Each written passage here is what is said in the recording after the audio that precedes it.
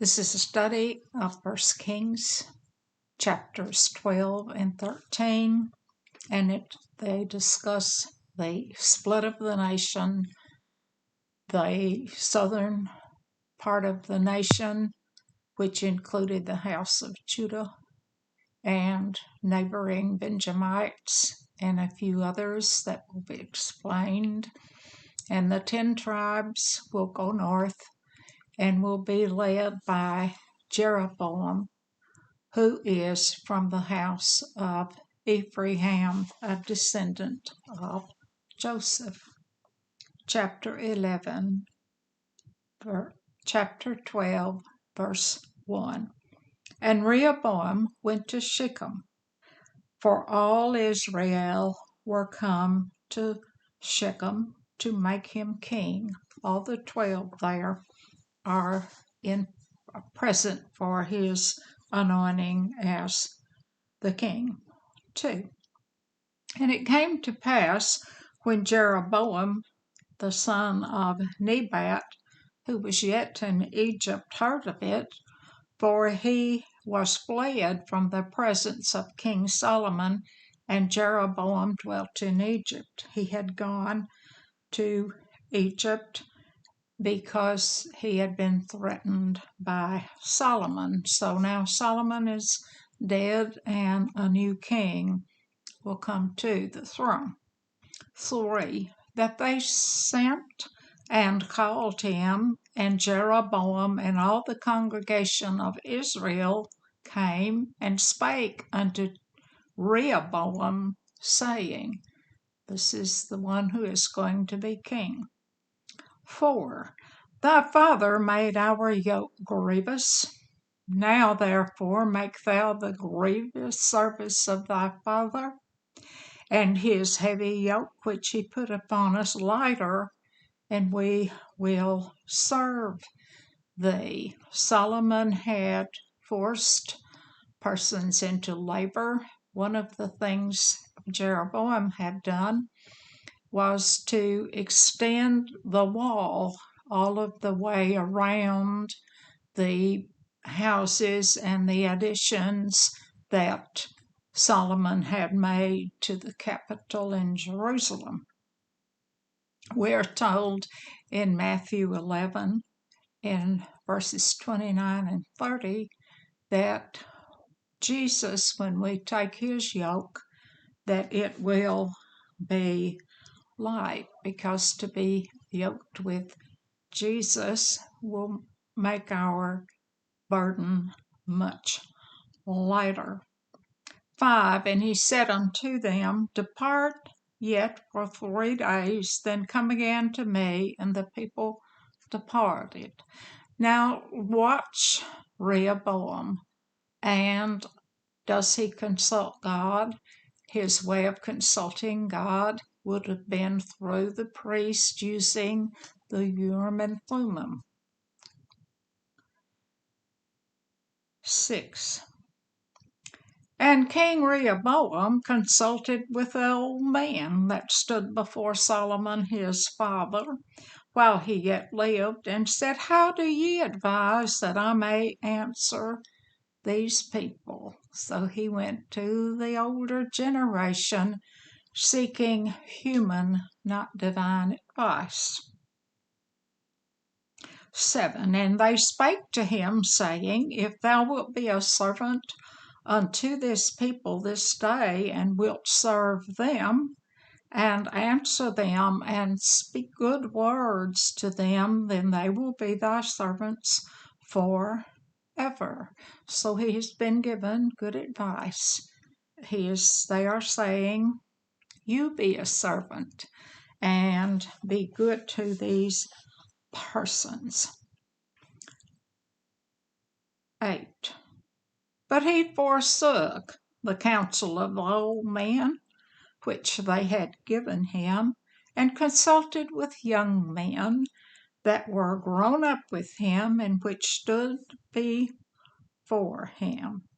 Now these persons in Rehoboam's generation had never seen any hard times. Remember that silver was just no more than a common rock in the days of Solomon. 9. And he said to them, What counsel give ye, that we may answer this people, who have spoken to me, saying, Make the yoke which thy father did put upon us lighter. Let us see what the young men say in verse 10. And the young men that were grown up with him spake unto him, saying, Thus shalt thou speak unto this people that spake unto thee, saying, Thy father made our yoke heavy, but make thou it lighter unto us, that thou shalt say unto them, My little finger shall be thicker than my father's loins. How arrogant they will ask him to behave. 11. And now wherefore, whereas my father did lade you with a heavy yoke, I will add to your yoke. My father hath chastised you with whips, but I will chastise you with scorpions. Now, this is not a real scorpion, not the animal we know as a scorpion, but it is a whip, and the ends of the material used that make up the whip are threaded with sharp pieces of metal, and they are called a scorpion, and they will cut through the skin and flesh if a person is whipped with a scorpion. 12. So Jeroboam and all the people came to Rehoboam the third day, as the king had appointed, saying, Come to me again the third day. 13.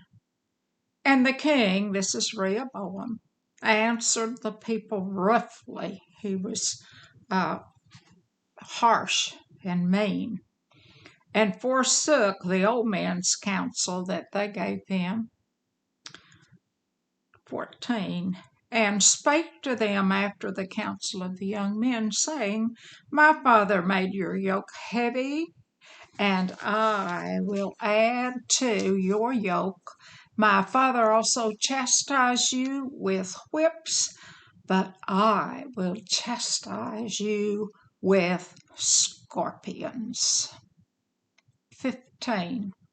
Wherefore the king hearkened not unto the people, for the cause was from the Lord, that he might perform his saying, which the Lord spake by Ahiah the Shilonite unto Jeroboam the son of Nebat.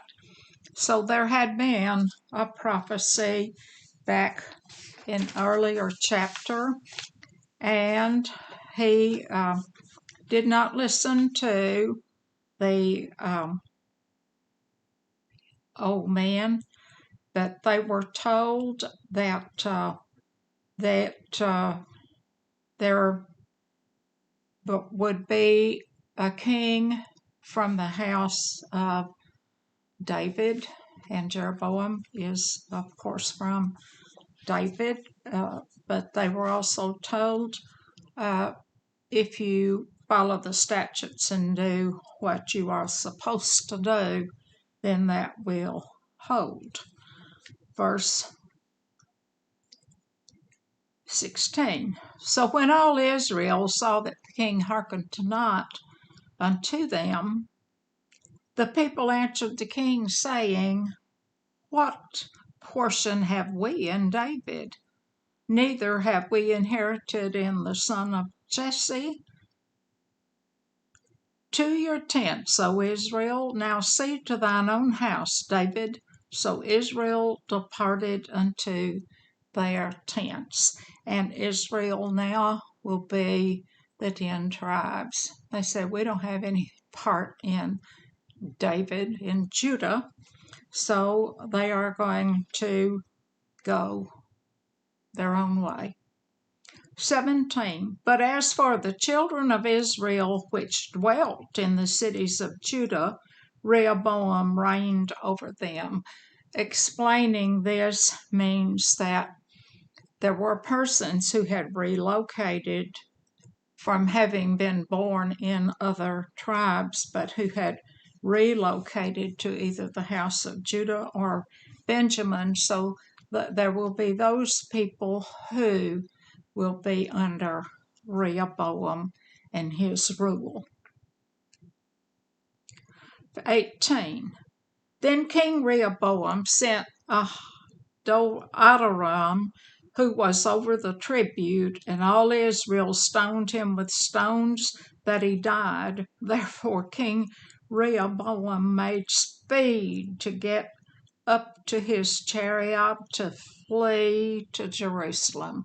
This is the split. Rehoboam got out and took a tax collector and had the temerity to try to get tribute from these persons of the 10 tribes under the leadership of Jeroboam. They stoned the tax collector, and Rehoboam got in his chariot and went to Jerusalem as quickly as he could, because they certainly would have gotten him, maybe. 19. So Israel rebelled against the house of David unto this day. And we're told that a house divided will not stand. 20. And it came to pass, when all Israel heard that Jeroboam was come again, they sent and called him unto the congregation and made him king over all Israel. And there was none that followed the house of David, but the tribe of Judah only.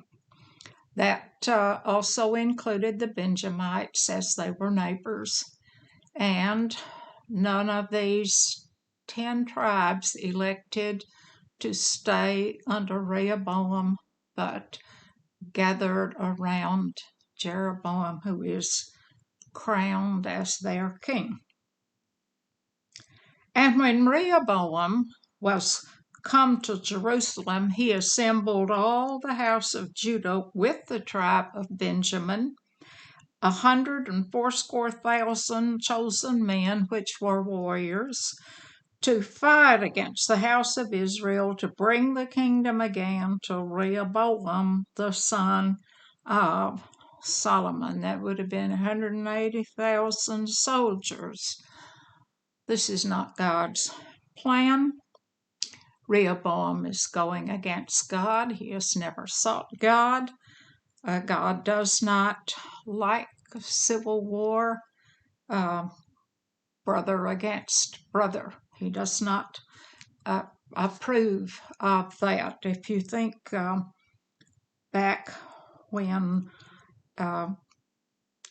in the Old Testament earlier, when they asked if they could go across Moab and Edom, and they didn't.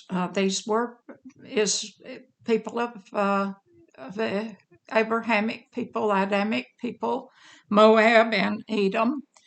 They were following false heathen gods, but they were told not to move against those 2 tribes with a sword. God told them no. So he does not approve of brother against brother. 24. Thus saith the Lord, ye shall not go up, nor fight against your brethren. The children of Israel return every man to his house, for this thing is from me. They hearken therefore to the word of the Lord, and return to depart according to the word of the Lord. 25. Then Jeroboam built Shechem in Mount Ephraim, and dwelt therein, and went from thence, and built Penuel, and those were not built. Actually, that word built in the languages means to fortify. And Penuel was where Jacob wrestled with the angel of God. 26, and Jeroboam said in his heart, now shall the kingdom return to the house of David.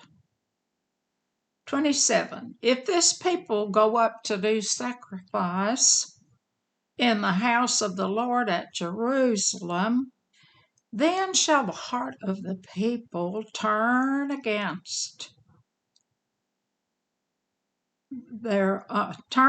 unto their Lord. Excuse me, that's a small L. That Lord there means Rehoboam.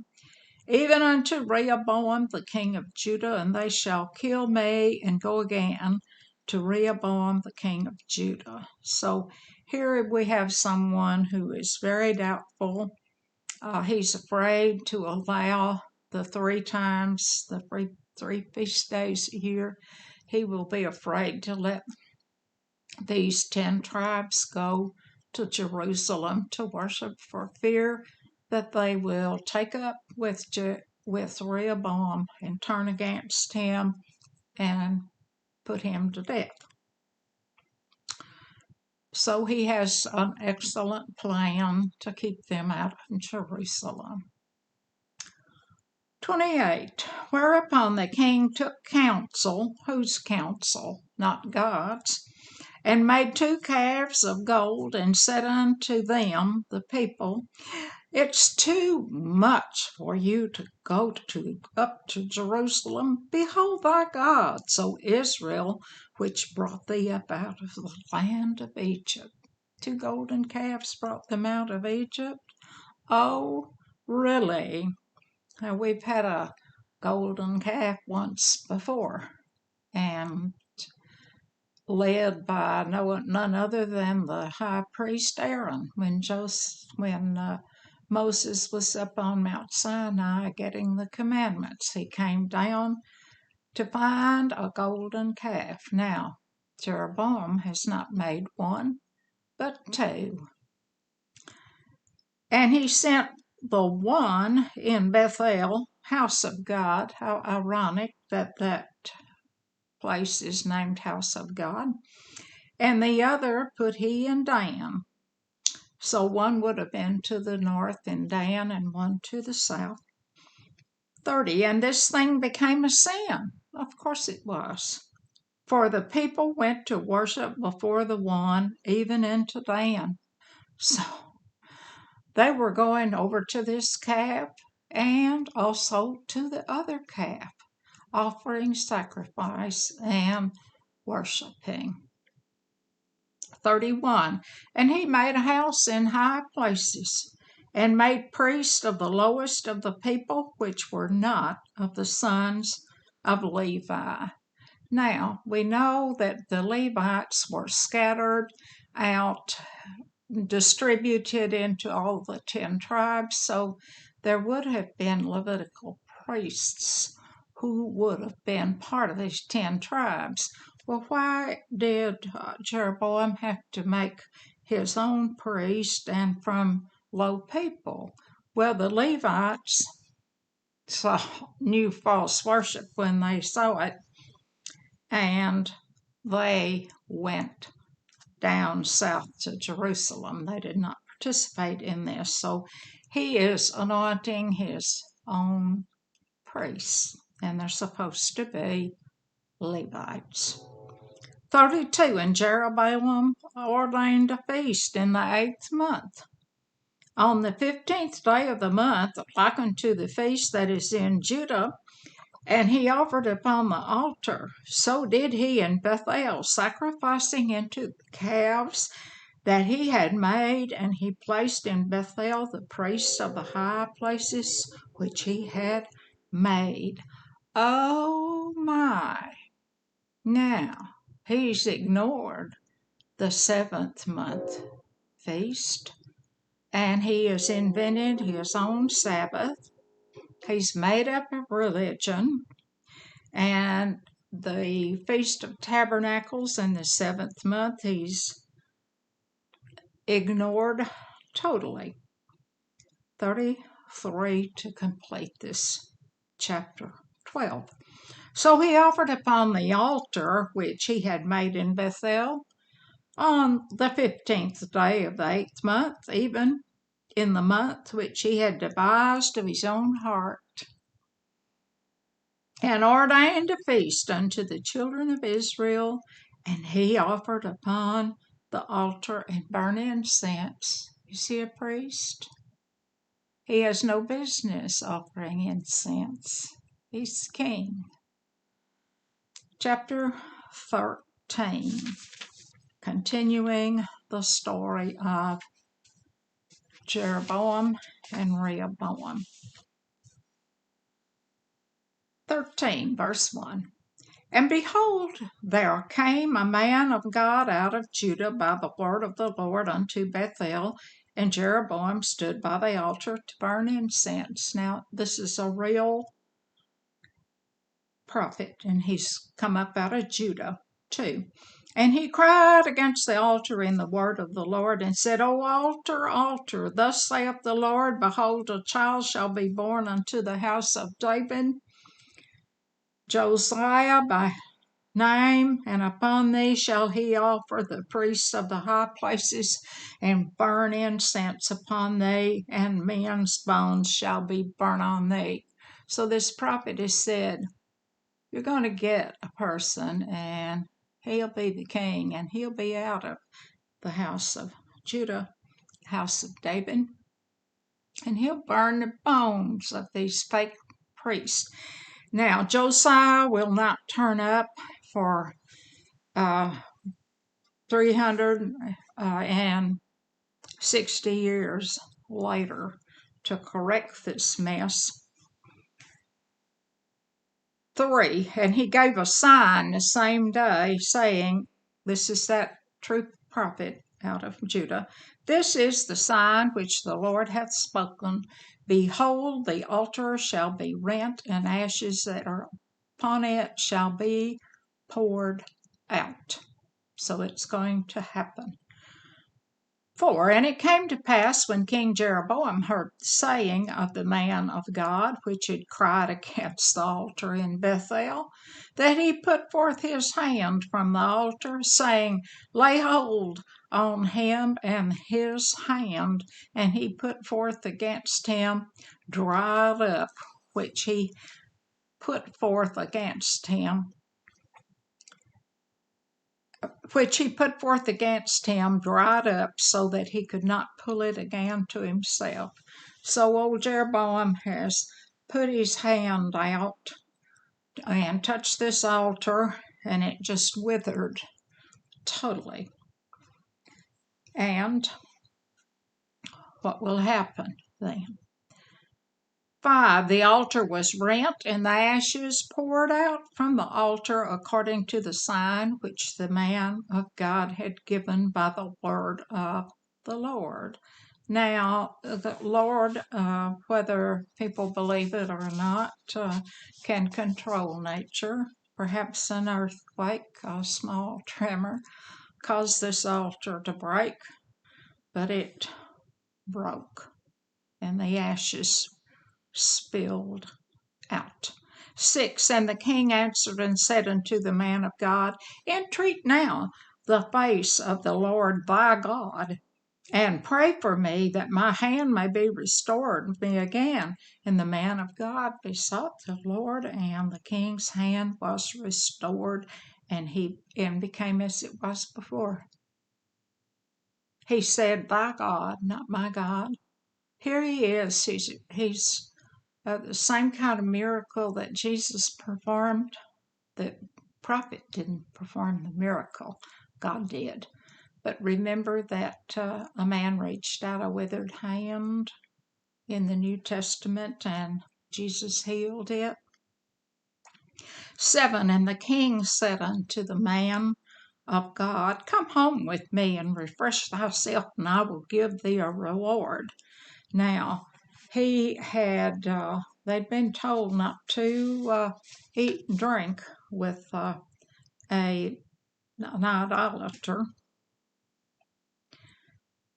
And the king, and 8, and the man of God said unto the king, If thou wilt give me half thine house, I will not go with thee, neither will I eat bread nor drink water in this place. Why? 9.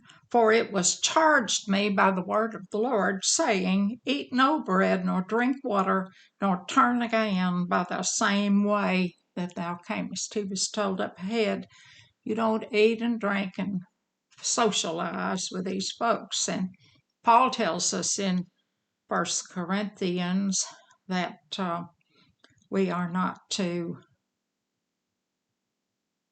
party or socialize, eat and drink with, break bread with idolaters. We are to stay back and away. Now, remember back in Numbers that the king of Moab tried to get Balaam to put a curse on the Israel, and he said that he would not do so for half of his house. So this is a repeat of that half. And this man has been sent on a mission, and he was told not to eat and drink, and he did not. 10. So he went another way and returned not by the way that he came to Bethel, just as he was instructed. 11. Now there dwelt an old prophet in Bethel, and his sons came and told him all the works that the man of God hath done that day in Bethel, the words which he had spoken unto the king. Them they told also to his father. So this is not a real prophet. He's a fake. 12. And their father said to them, What way went he? For his sons had seen what way the man of God went, which came from Judah. 13. And he said unto his sons, Saddle me the ass. So they saddled him the ass, and he rode thereon. 14. And went after the man of God, and found him sitting under an oak. And he said unto them, Art thou the man of God that camest from Judah? And he said, I am. 15. And he said, Come home with me and eat. Second time he's been asked to eat and drink. 16. And he said, I may not return with thee, nor go in with thee, neither will I eat bread nor drink water with thee in this place. 17. For it was said to me by the word of the Lord, Thou shalt eat no bread nor drink water there, nor turn again to go by the way thou comest. Now he's going to be told a nice fat lie. 18. He said unto him, I am a prophet also as thou art, and an angel spake unto me by the word of the Lord, saying, Bring him back with thee unto thine house, that he may eat bread and drink water. But he lied unto him. Of course he did. He did not hear from an angel of the Lord. He made it up. 20. And it came to pass, as they sat at table, that the word of the Lord came unto the prophet that brought him back. So God's going to really speak to this old fake prophet. 21. And he cried unto the man of God which came from Judah, saying, Thus saith the Lord, Forasmuch as thou hast disobeyed the mouth of the Lord, and hast not kept commandment which the Lord thy God commanded thee. 22. But camest back, and hast eaten bread and drunk water in this place, of which the Lord did say to thee, Eat no bread and drink no water, thy carcass shall not come into the sepulchre of thy fathers. So the word of the Lord did come to this liar, and he has disobeyed, and he's told that he will not be returned to the land of his fathers. And if you recall back in earlier books of the Old Testament, we learned that Aaron disobeyed and Moses disobeyed, and they did not get to go into the promised land. 24. And when he was gone, a lion met him by the way, and slew him, and his carcass was cast in the way. And the ass stood by it, and the lion also stood by the carcass. Now this is not natural. The lion didn't eat the man, and he didn't bother the ass, but they just stand there. Lions kill to eat. 25. And behold, men passed by and saw the carcass cast in the way, and they lion standing by the carcass, and they came told it in the city where the old prophet dwelt, the one who told the lie and then got the prophecy from God himself. 26. And when the prophet that brought him back from the way heard thereof, he said, if the man of God was disobedient unto the word of the Lord, therefore the Lord hath delivered him unto the lion, which hath torn him and slain him, according to the word of the Lord which he spake unto him. 27. And he spake to his son, saying, saddle me the ass, and they saddled him. 28. And he went and found the carcass cast in the way, and the ass and the lion standing by the carcass. The lion had not eaten the carcass nor torn the ass. 29. And the prophet took up the carcass of the man of God and laid it upon the ass and brought it back. And the old prophet came into the city to mourn and to bury him. 30. And he laid his carcass in his own grave, and they mourned over him, saying, alas, my brother. Alas, my brother is a very common lamentation said at a funeral. And Josiah, who will be born 360 years from this, we are told in Jeremiah 22 that when Josiah died, he had behaved so evilly that no one would say, alas, my brother, at his burial.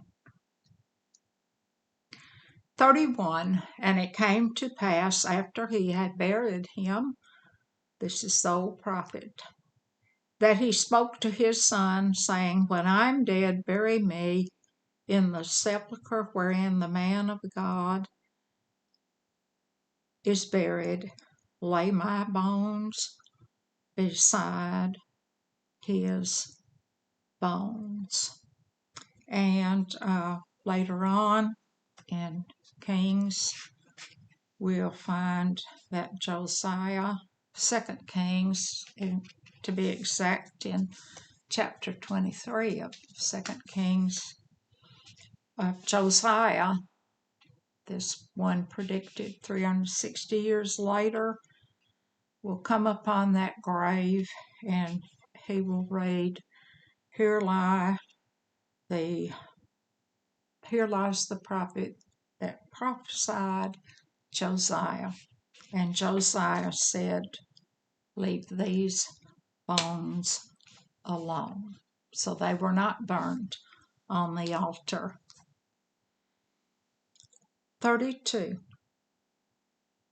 For the saying which he cried by the word of the Lord against the altar in Bethel and against all the house of the high places which are in the cities of Samaria shall surely come to pass. Samaria, of course, would be the capital of the 10 tribes to the north, and these refers to that prophecy that the bones of these false priests will be burned on those altars. 33. After this thing, Jeroboam returned not from his evil way, but made again of the lowest of the people priests of the high places. Whomsoever would, he consecrated him, and he became one of the priests of the high places. So even though he got his hand healed by God, he did not turn, and he continued to make priests of the very lowest persons in the kingdom to the north. One more verse, 34, to complete this chapter. And this thing became a sin unto the house of Jeroboam, even to cut it off and to destroy it from the face of the earth. And what will happen when Jeroboam is dead? None of his sons will take up the kingdom. His sons will be cut off because of the calf worship, which is intolerable to God. First commandment, thou shalt have no other gods before me. Thank you for listening.